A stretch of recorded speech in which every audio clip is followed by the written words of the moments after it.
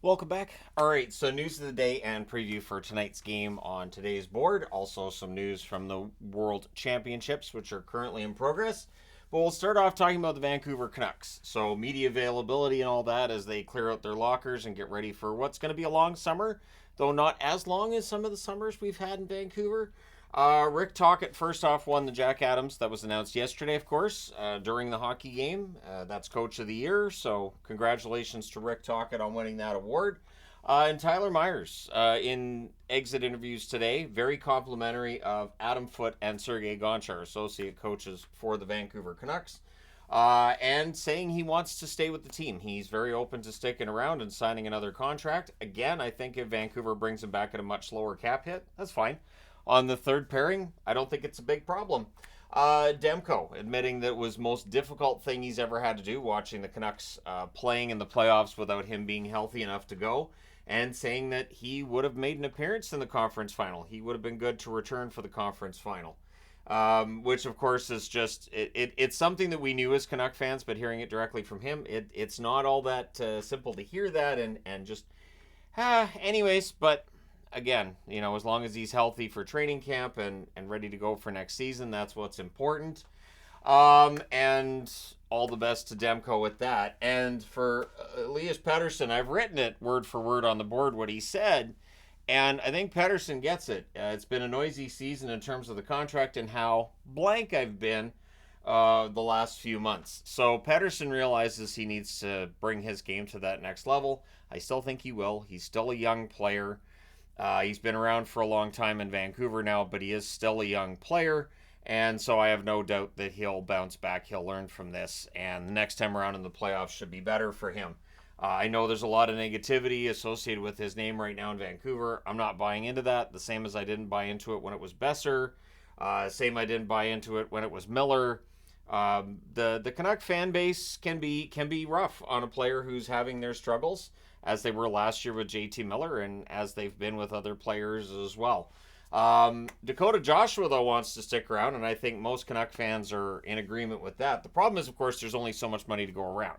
So Lindholm, open to staying maybe. He's going to think it over the next couple of days, talk to his agent, which is usually code for I'm not staying. But yeah, for Lindholm, I think if the Canucks could figure out a way to make it work financially, it might be an interesting move. Hronik, on the other hand, he was asked about his drop in production in the second half of the season, and he said there's no injury, there's nothing that's been nagging at him. He can't explain the drop off in his production in the second half and why he struggled in the playoffs either. And of course, there's a divide within the Canuck fans about what to do with Hronik and whether or not to keep him or maybe ship him out.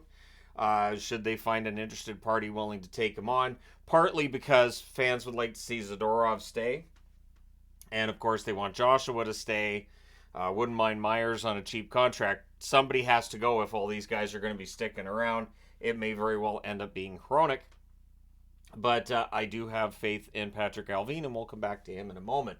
Rope Hintz will not be playing tonight in Game 1 for the Dallas Stars. It's got to be a pretty, not severe injury, but it has to be a serious injury to keep him out of so many key games for Dallas. That has to be tough for Hintz, who is starting to play his game in the playoffs at the time of the injury. So hopefully he's not out for Game 2. Hopefully he's able to return for Game 2. But Dallas is going to have to overcome not having him in the lineup for tonight's game against Edmonton. The Avs and their media availability were asked about whether or not they might terminate Nichushkin's contract, and they're saying no. Publicly, they're saying no. Not sure on what's going to happen from here with Nichushkin. Of course, he's suspended for 6 months, so it's not even really a topic that they can explore a whole lot until November when he'd be eligible to return. So Nichushkin may very well still end up being a Colorado Avalanche player this fall. They may still move him. Saying they won't terminate the contract doesn't necessarily mean they're not going to be willing to listen for offers. They may be willing to move the player. They just don't want to terminate the contract, which makes sense because then you're getting essentially nothing back. Gabe Landeskog was also meeting with the press and saying that he's not retiring. The expectations over the last couple of years seem to have changed. It's gone from a long-term injury that's going to keep him out for a while to, yeah, this is something that people are concerned with when it comes to his career and whether or not he's going to return. And on the discouraging side, so while it can be encouraging for him to say he's not going to retire, on the discouraging side, he does not have a return date to give us yet as to when he may be able to play again in the National Hockey League.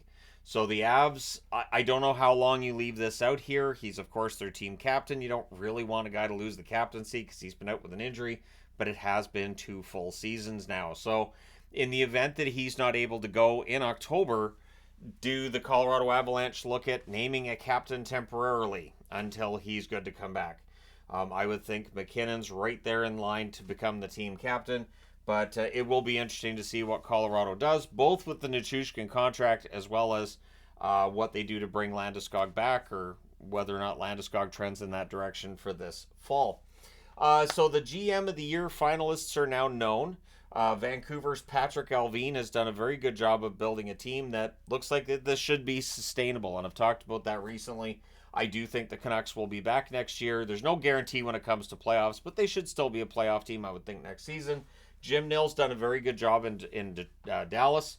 Kept wanting to say Detroit, not sure why. I know Jim Nill's been in management in Detroit. At the very least, he's also a player that played for Detroit before becoming a manager and all that. But Jim Nill and Dallas has done a pretty good job of building, and I think for the way that that the drafts work for Dallas too, like really firing on all cylinders, the organization's in good hands. In the event that they don't end up with a Stanley Cup this year, I think they're in a good position to win the Stanley Cup soon. And Jim Nill's a huge part of the reason for that. And the other finalist is Florida's Bill Zito. So not really any major surprises amongst those that have been nominated for GM of the Year. I'm sure there are going to be some Ranger fans scratching their heads a little bit. There may be some other fan bases too that are like, wait a minute, what about our guy? But those are your 3 finalists. We'll see who ends up winning the award. Honestly, I think Jim Nill, that would be my favorite to win it this year. But would I be upset if it was Bill Zito or Patrick Allvin? Clearly not. All 3 of those GMs have done a good job. Any of the 3, I think, would be an excellent pick for GM of the Year. You can let me know your thoughts, though, on who you think should win GM of the Year. So tonight, the game starts at 8:30 p.m. Eastern, which is 5:30 p.m. Pacific, a little later than normal. And it's the only game that's on at this time that I can find in the conference finals. So every other game starts at 8 o'clock Eastern, 5 o'clock Pacific in both series. This will be good for Dallas. Dallas has had start times at home, which don't feel very home-like. Sometimes an hour, hour and a half past their normal start time. This time it's only a half an hour later, and Game 2 will be at their usual start time, which is 5 Pacific, 8 Eastern. So the Oilers looking to do what Florida did last night, get off to a good start to the series. Zach Hyman with 11 goals and 2 assists will be looking to put one in the net.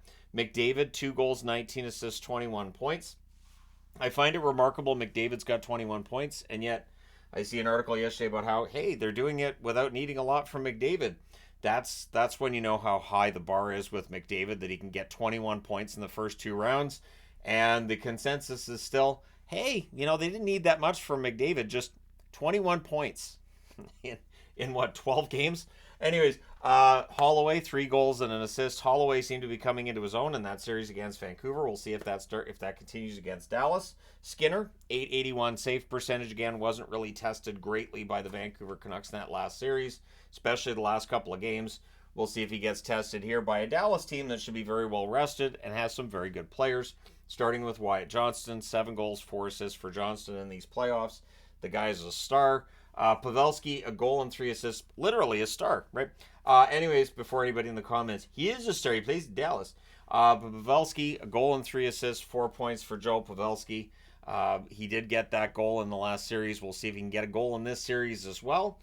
Chris Tanev only has 1 assist, but Tanev has done a masterful job in shutting down big name players, very high offense players, and now he has the unenviable task of trying to do the same thing against the Edmonton Oilers he did against Colorado and Vegas. But Tanev's tough, and we'll see how things work out in this one tonight. Jake Ottinger, 918 save percentage, has had a very strong playoffs. He seems to keep getting better as the playoffs go along. He's going to have to be excellent in this series as well.